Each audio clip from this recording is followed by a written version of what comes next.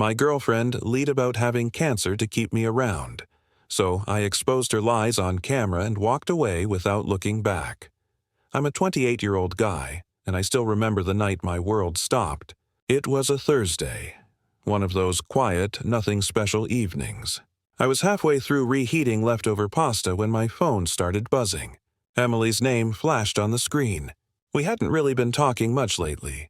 Things between us had been tense for months, but when I answered, I didn't hear her usual sharp tone. I heard sobbing, the kind that shakes through the phone. Through broken breaths, she whispered, "They found something. I have cancer." My fork slipped from my hand, hitting the floor. For a second, I didn't even breathe. She said it was stage 2 lymphoma, that the doctors wanted to start treatment immediately. Then she said the words that split me open. "I don't want to die." The sound of her crying hollowed me out. Whatever resentment I had, all the late-night arguments, the cold distance, the half-packed boxes from when we almost broke up, vanished in an instant. All I could think was that she needed me. I told her I'd be there no matter what. I told her she wouldn't go through this alone. That night, I barely slept. I kept replaying her voice in my head, trembling and afraid. The next morning, I called my boss and told him I needed time off. I canceled a weekend trip with friends, shut down my projects, and drove straight to her apartment with groceries, comfort movies, and a dozen roses. When she opened the door, she looked fragile, pale, exhausted, but still smiling through tears. I hugged her like I could hold her together with my arms alone. In that moment, nothing else mattered. I thought love was supposed to be tested by time. I didn't realize it would be tested by something this cruel. The days after her diagnosis blurred together. I became what she called her rock. I drove her to every appointment, carried blankets and snacks, sat beside her while she trembled in waiting rooms. She always held my hand so tightly that my knuckles turned white. Every time she cried, I whispered, "We'll get through this," even though my throat burned with fear. Emily started posting about her journey on social media. Tearful selfies with captions like, "Fighting for my life," but grateful for my hero. People flooded her comments with hearts and prayers. Her coworkers organized a meal train. Her friends sent flowers. Even people we barely knew offered to help. She seemed to glow in that attention, soaking it in like sunlight, while I stayed in the shadows, cooking, cleaning, paying bills, handling everything so she could rest. The treatment schedule kept shifting. One week she had chemo on Mondays, then suddenly Thursdays. Sometimes she came home exhausted, sometimes oddly energetic. When I asked, she'd say, "Different meds this time," or "They changed my plan." I never questioned her. You don't cross-examine someone who says they're fighting cancer. You just love them harder, but it wasn't easy. She became distant in strange ways. She'd flinch if I touched her shoulder, claiming she was sore from injections, yet spend hours doing her makeup for a short grocery trip. At night, she'd cry quietly, whispering, "Promise you won't leave me." I'd hold her, whispering back, "I'm not going anywhere." Meanwhile, my own world shrank. My savings drained from hospital gas runs, groceries, and the days I missed work. My friends stopped calling. I stopped answering. It was just me and her, our lives orbiting her illness. And yet, deep down, something in her eyes didn't match the pain she described. I tried to ignore it, but a small silent voice kept asking, "What if something isn't right?" It happened one night while she was asleep on the couch. The TV was still playing one of those medical dramas she liked, casting flickering light across the room. I was tidying up, half exhausted, when I noticed her laptop open on the coffee table. Normally, she kept it locked, but that night it was wide open, screen glowing with an email. The subject line hit me like a punch.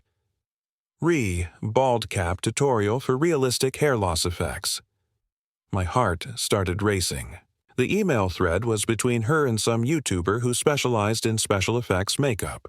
Emily had written, "Need something that looks natural under studio lights. Can you rush deliver?" I stared, my pulse thudding in my ears. Studio lights? Rush deliver? My stomach twisted. Before I could process it, she stirred. I snapped the laptop shut and stepped back. She blinked awake, murmuring, "What's wrong?" I hesitated, then asked, "Why were you emailing about bald caps?"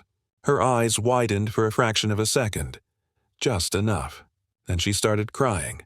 "You went through my laptop? I was trying to find ways to feel pretty again," she choked out. "You don't know what it's like watching your hair fall out." I felt like an idiot. My guilt drowned out my doubt. I apologized over and over, held her while she sobbed into my shirt. She told me she'd been experimenting with wigs because she didn't want me to see her bald and disgusting. That night, I lay awake beside her, staring at the ceiling. The air smelled like her lavender candle, but all I could taste was unease. The image of that email burned behind my eyelids. She said she was just trying to look normal. But something about that lie, because deep down, I knew it was a lie, didn't leave me. Over the next few weeks, Emily's story started spreading beyond our circle. Her posts, the ones about chemo, hair loss, and fighting for hope, started gaining traction. A local news outlet even reshared her journey of resilience. People adored her. They called her inspiring, brave, and a reminder to cherish life. And through every photo, every caption, she made sure to tag me as her strong, supportive boyfriend. At first, I felt proud. Watching her smile in those pictures, even though I knew how much she said she was hurting, made me believe maybe love really could heal. But something about it started to feel off. Her energy online didn't match what I saw at home. She'd cry about pain 1 minute, then spend hours filming herself for her followers. She'd say, "If I can inspire one person, it's worth it."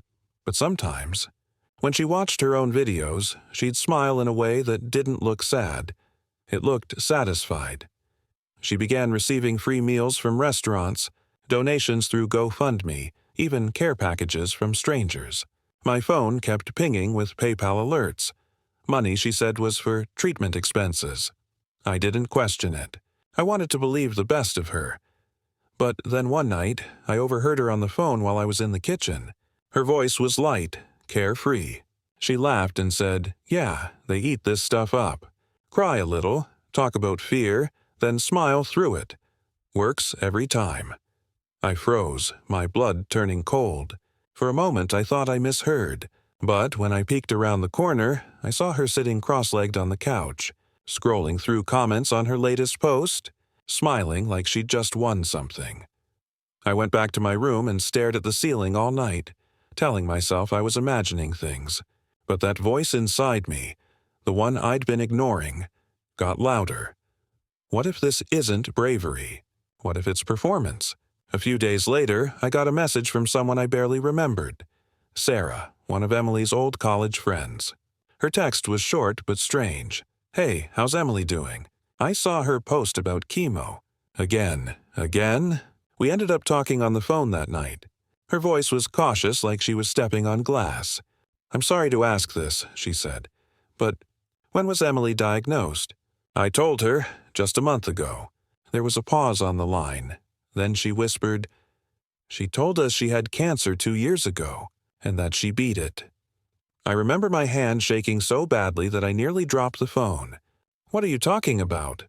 I asked, but Sarah didn't back down. She sent screenshots, messages from Emily's old group chat where she bragged about getting sympathy and attention during a rough breakup. My stomach dropped when I saw it.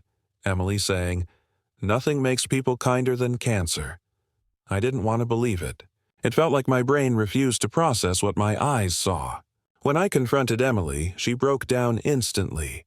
"She's lying!" She screamed, clutching her chest like she was in pain. "Sarah hates me. She's jealous because everyone cares about me now." Her voice trembled, tears streaming, and for a moment I faltered. That guilt she was so good at planting, it worked. She looked so small, so broken, whispering, "You really think I'd lie about something like that?" I wanted to say no. I wanted to still be the man who believed her. But something in her tone, that desperate performance I'd seen before, felt rehearsed. I didn't argue. I just said quietly, "I hope you're telling the truth."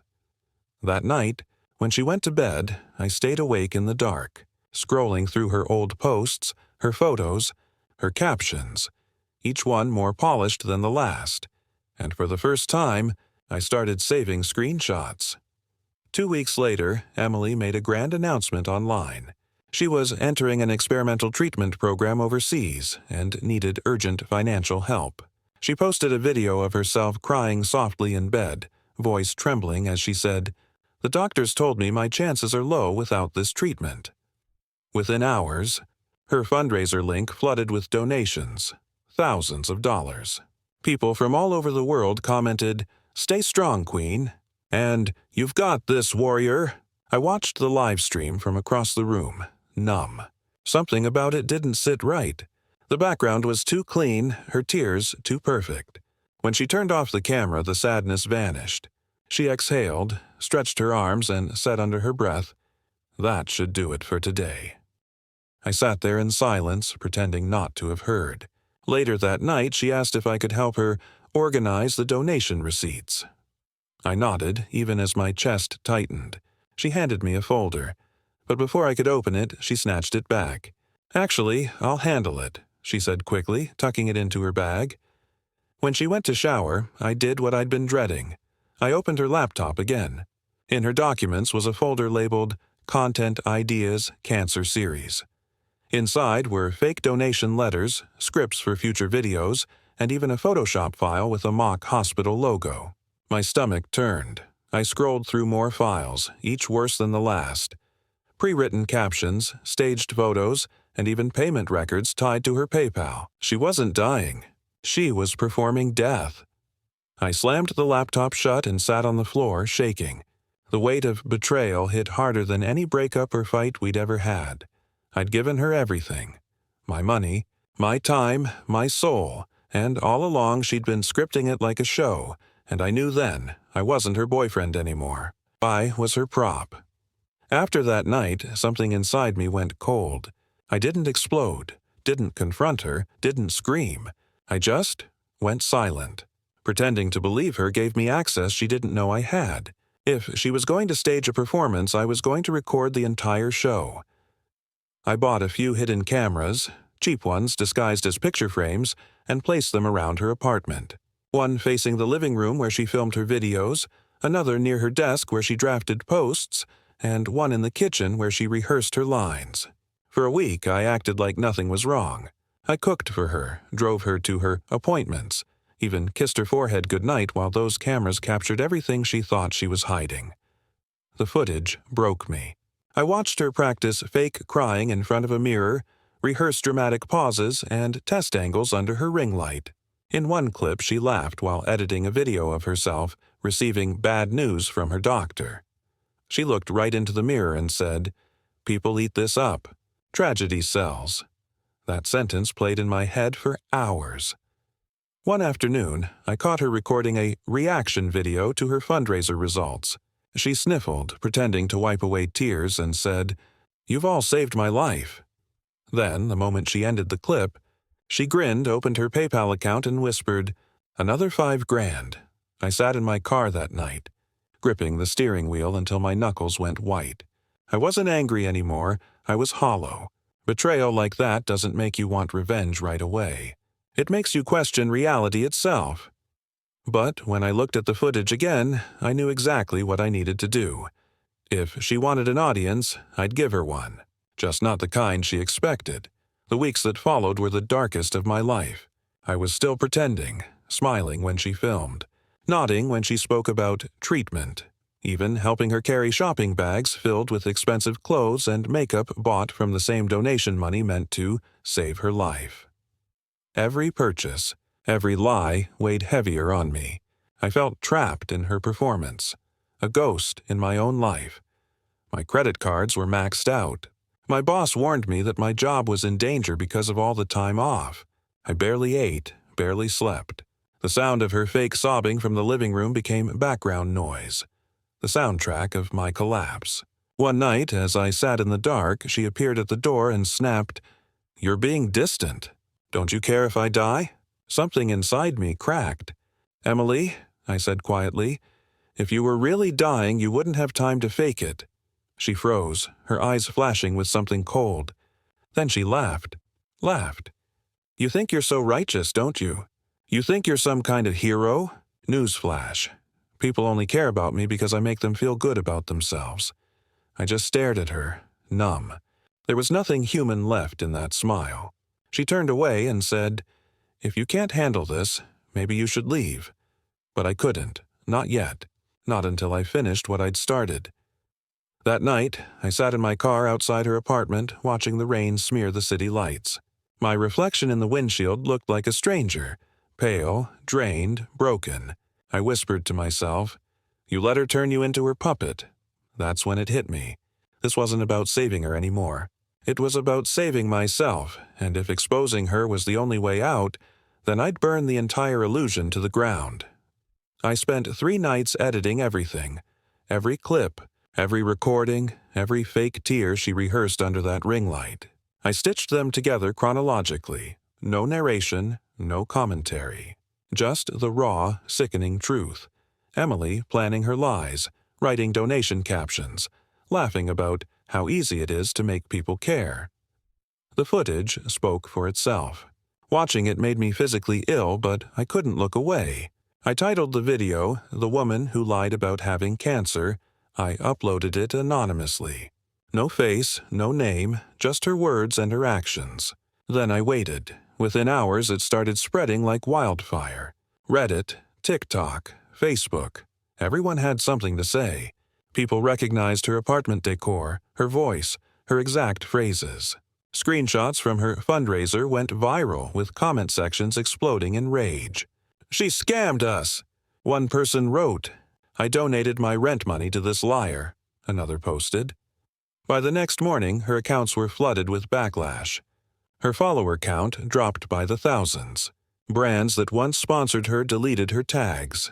I sat on the edge of my bed, watching the chaos unfold in real time. She had no idea yet that I was the one who set it off. When she came home later that day, she was still oblivious, humming while scrolling her phone. Then I saw it happen. Her face went pale. The humming stopped. "What the?" she whispered, staring at her screen. Her hands started shaking as she read the comments. She looked up at me, eyes wide with panic. Someone uploaded videos of me. Private videos. I said nothing. I just held her gaze. For the first time, she saw it. The absence of confusion, of doubt, of devotion, and in that silence, she realized the truth before I ever said a word. She stood there, trembling, her phone clutched in her hand like a lifeline that was slipping away. "You did this," she said, her voice cracking between fury and disbelief. "You ruined me. I didn't deny it. I just looked at her and said quietly, 'No, Emily, you ruined yourself.'" Her eyes filled with tears, but they weren't the same tears she used online. These weren't rehearsed, weren't staged for sympathy. They were raw, panicked. She stumbled toward me, crying, "I didn't mean for it to go this far. I just wanted to keep you. I wanted people to care again." I cut her off. "You pretended to have cancer for attention. You took money from people who actually have nothing. You made me believe I was watching the woman I love die." My voice shook, not with anger, but with exhaustion, the kind that seeps into your bones. She collapsed onto the couch, sobbing into her hands. Between breaths, she whispered, "I thought you'd leave me. I thought if I was sick, you'd stay." That sentence hung in the air like poison. I wanted to scream, but all I could do was stare at the person I no longer recognized. Everything I'd sacrificed, the money, the time, the sleepless nights, had been built on a lie to feed her fear of being unloved. Finally, I picked up my jacket. She looked up, desperate. "Where are you going?" "Somewhere that's real," I said. She reached for me, crying out, "Please. You can't just leave after everything." I stopped at the door, looked back at her one last time, and said softly, "You didn't lose me because you were sick. You lost me because you made me sick." Then I walked out, and didn't look back. The next few days felt surreal, like watching someone else's life unravel from a distance. The video had exploded. Major news outlets picked it up, podcasts dissected it, and every social feed was saturated with her face. The girl who once called herself a warrior was now trending under "Eat You Cancer Scam." People demanded refunds. Some shared screenshots of their donations, furious. Others posted side-by-side clips of her fake crying and laughing between takes. I should have felt vindicated, but all I felt was numb. The house was silent now. No soft lighting, no camera setup, no fake hospital letters taped to the fridge. Just emptiness. My phone buzzed non-stop with calls from journalists, strangers asking for interviews, even friends I hadn't spoken to in months saying, "You did the right thing." But there's no joy in exposing someone you once loved. Only the quiet ache of realizing how little of it was ever real. Emily's accounts were banned within a week. Her sponsors pulled out, her friends vanished, and the police started investigating the donations. She sent me one message, the only one since I left. "You destroyed me." I stared at it for a long time before deleting it.